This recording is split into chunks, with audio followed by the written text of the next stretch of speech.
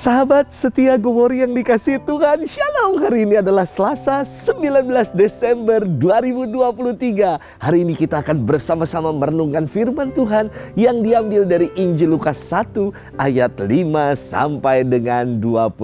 Mari kita siapkan hati kita. Haleluya, haleluya, haleluya. Oh Tuhan, tunas Isai yang menjulang di tengah bangsa-bangsa, bebaskanlah kami dan jangan berlambat. Haleluya, haleluya, haleluya. Tuhan bersamamu dan bersama rohmu. Inilah Injil suci menurut Lukas. Dimuliakanlah Tuhan. Di zaman Herodes Raja Yudea hiduplah seorang imam bernama Zakaria dari kalangan Imam Abia. Istrinya juga berasal dari keturunan Harun, namanya Elisabet. Keduanya hidup benar di hadapan Allah dan hidup menurut segala perintah serta ketetapan dengan tidak bercacat. Tetapi mereka tidak mempunyai anak sebab Elisabet itu mandul dan keduanya telah lanjut usia. Sekali peristiwa waktu tiba giliran kelompoknya, Zakaria melakukan tugas sebagai imam di hadapan Allah. Sebab ketika diundi sebagaimana lazimnya untuk menentukan imam yang bertugas, dialah yang ditunjuk untuk masuk ke dalam bait Allah dan membakar ukupan di situ. Pada saat pembakaran ukupan itu, seluruh umat berkumpul di luar dan sembayang. Maka tampaklah kepada Zakaria seorang malaikat Tuhan berdiri di sebelah kanan mezbah pembakaran ukupan. Melihat kejadian itu Zakaria terkejut dan menjadi takut. Tetapi malaikat itu berkata kepadanya, "Jangan takut hai Zakaria, sebab doamu telah dikabulkan. Elisabet istrimu akan melahirkan seorang anak laki-laki bagimu, dan haruslah engkau menamai dia Yohanes.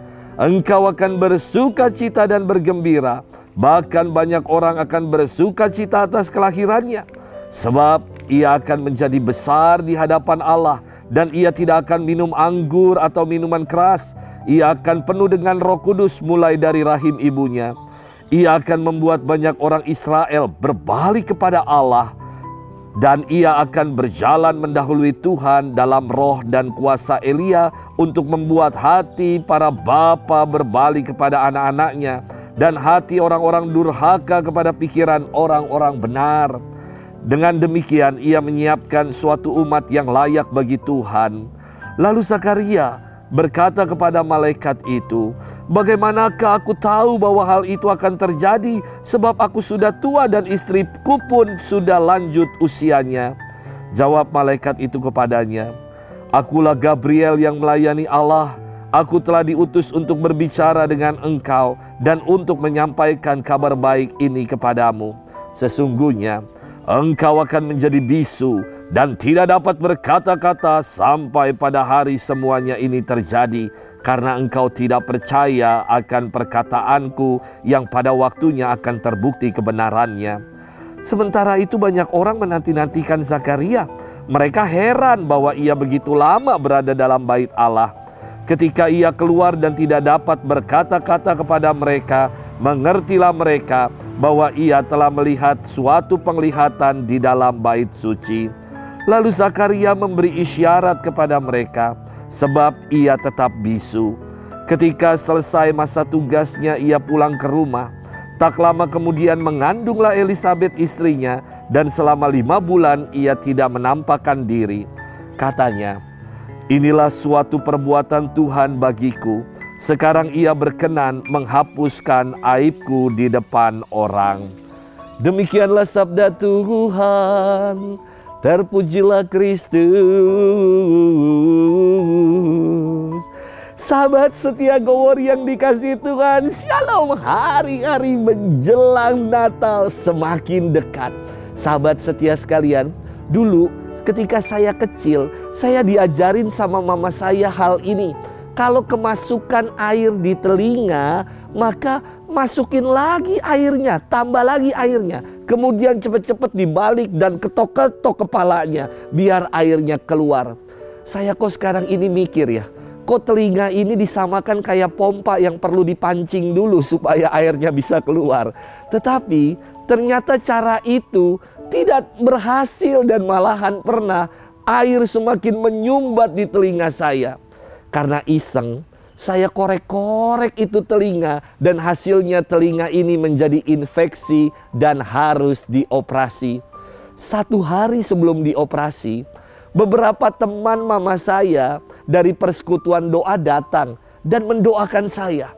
Sungguh ajaib dan sungguh mukjizat.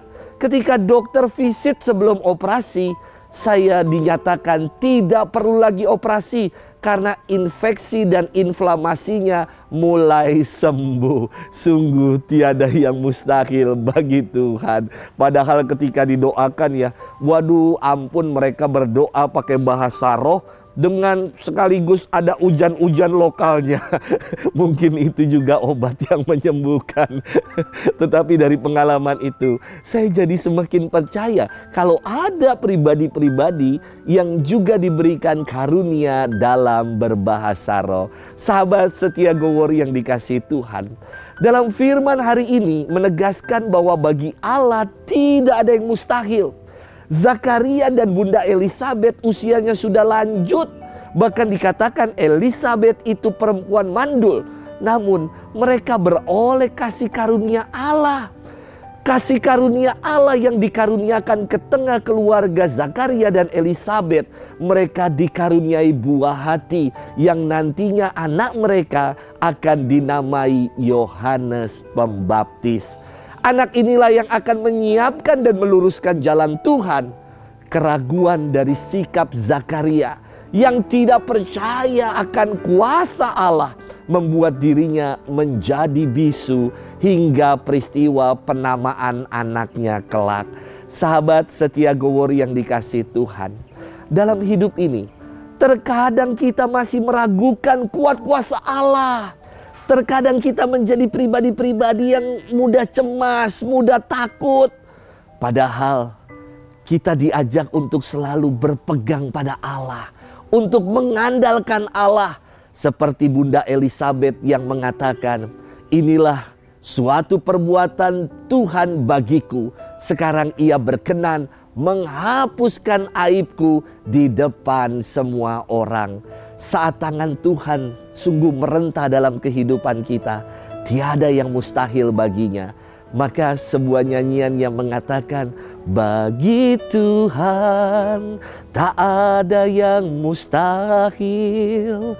Bagi Tuhan tak ada yang tak mungkin.